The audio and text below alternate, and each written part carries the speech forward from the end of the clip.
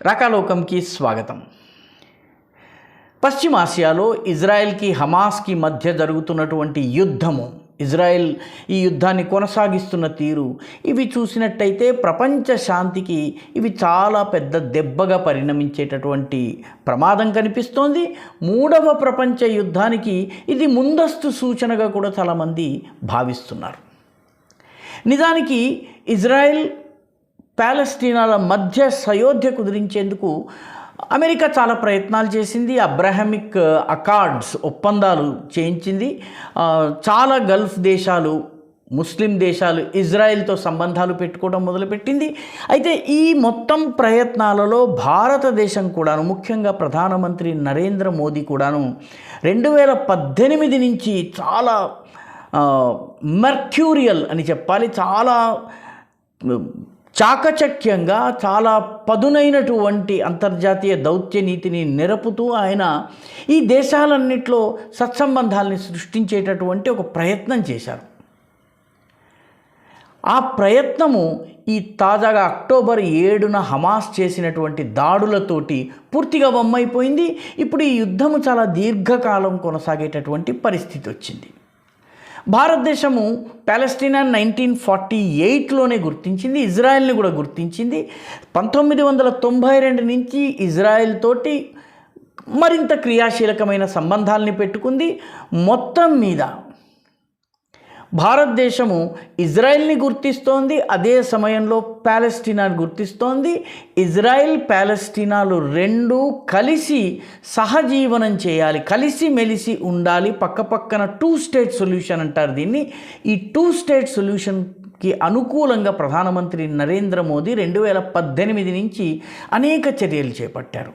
ఉదాహరణకి 2018 జనవరి 26న మన republic day function జరిగింది. రిపబ్లిక్ డే ఫంక్షన్కి 10 దేశాలు, ఆసియాన్ దేశాల దేశాధినేతలు వచ్చారు.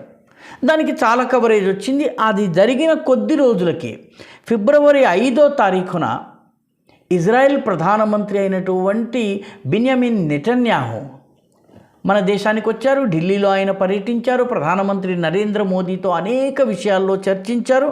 అది జరిగినటువంటి 3 రోజుల కంటే ఫిబ్రవరి 8, 2018న ప్రధానమంత్రి జోర్డన్కి వెళ్ళారు.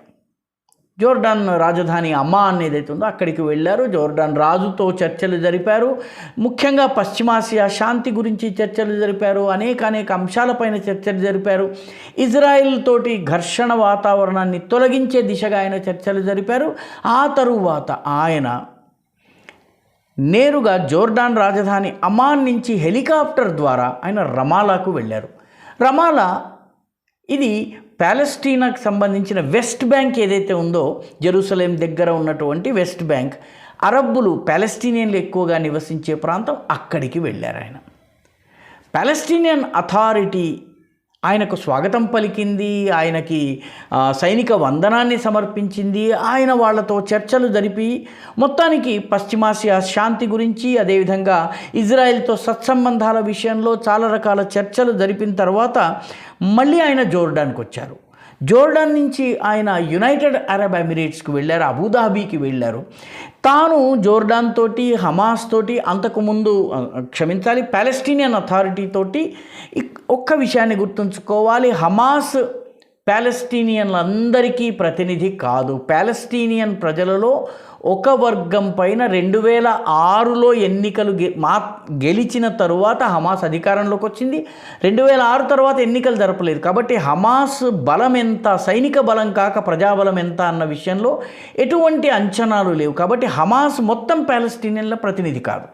కాబట్టి ప్రధానమంత్రి అబుదాబీకి వెళ్ళి తన మొత్తము పర్యటన వివరాలు, చర్చల వివరాలు అబుదాబీ పాలకుడికి, అక్కడ ఉన్నటువంటి అధికారులకి, ఉన్నత స్థాయి దౌత్యవేత్తలకు వివరించారు.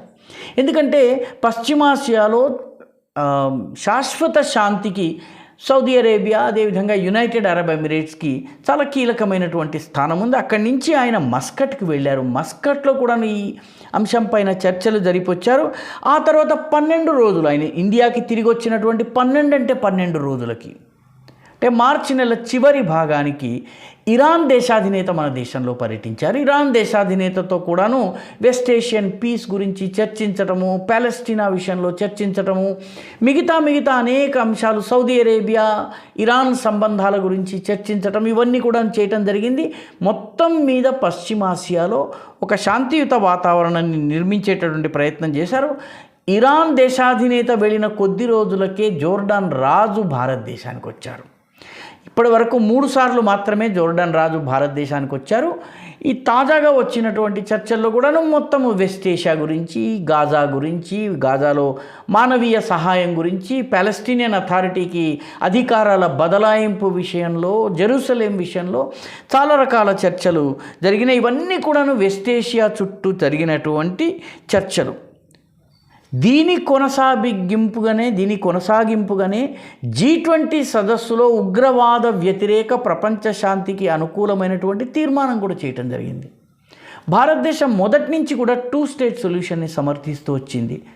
దురదృష్టవశాత్తు అక్టోబర్ 7న జరిగినటువంటి హమాస్ దాడి ఏదైతే చాలా కిరాతకమైనటువంటి దాడి, ఏ రకం కూడా సమర్థించలేనటువంటి దాడి.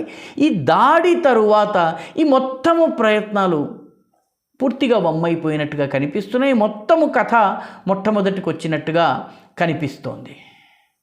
భారతదేశము ఈ ప్రాంతంలో శాంతియుత పరిస్థితులు ఉండాలని కోరుకుంటుంది. ఎందుకంటే ఒకటి, దీనివల్ల వెస్ట్ ఏషియాలో శాంతి ఉన్నట్లయితే దాని ప్రభావము ప్రపంచ ఆయిల్ ప్రైజెస్ మీద ఉంటుంది. భారతదేశం యొక్క ఆయిల్ బేస్డ్ ఎకానమీకి రక్షణ ఉంటుంది, దానికి కాస్త భద్రత ఉంటుంది, కాస్త స్థిరత్వం వస్తుంది. ఇది మొట్టమొదటి కారణం.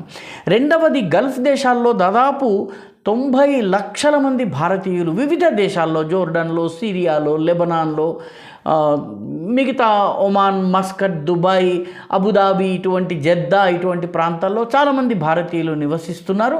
వాళ్ళ క్షేమము, వాళ్ళ యొక్క అభివృద్ధి, వీటికి సంబంధించి వాళ్ళ ప్రాస్పెరిటీ, సమృద్ధి, దీని గురించి కూడాను భారతదేశానికి ఆలోచించవలసినటువంటి అవసరం ఉంది. దీని తోడు గల్ఫ్లో పనిచేసేటటువంటి భారతీయులు ఏడాదికి $45 బిలియన్ మేరకు రెమిటెన్సెస్ అక్కడి నుంచి మన దేశానికి పంపిస్తున్నారు. కాబట్టి ముఖ్యంగా కేరళ వంటి రాష్ట్రాల్లో అయితే ఆ రాష్ట్రపు ఎకానమీ మొత్తం గల్ఫ్ రెమిటెన్సెస్ ఆధారంగానే నడుస్తుంది. ఎందుకంటే కమ్యూనిస్టులు ఏమి ఇండస్ట్రీలు అవి ఏర్పాటు చేయలేదు కాబట్టి మొత్తం అంతా కూడా గల్ఫ్ రెమిటెన్సెస్ మీదే ఆధారపడి నడుస్తూ ఉంటుంది.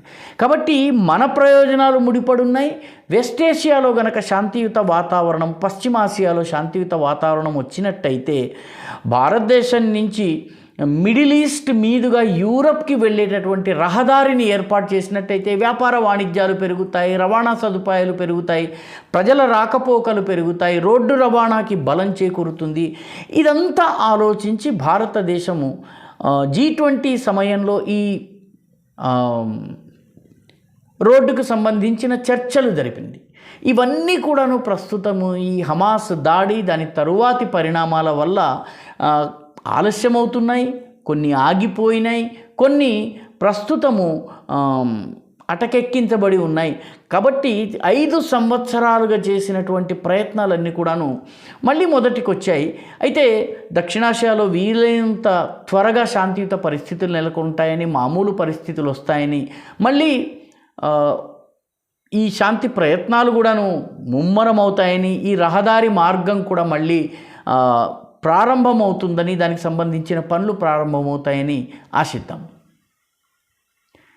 ఈ వీడియో మీకు నచ్చినట్టయితే లైక్ చేయండి, షేర్ చేయండి, ఈ ఛానల్కు సబ్స్క్రైబ్ చేయండి. మీ అభిప్రాయాలని కమెంట్ల రూపంలో తప్పనిసరిగా పంపించండి.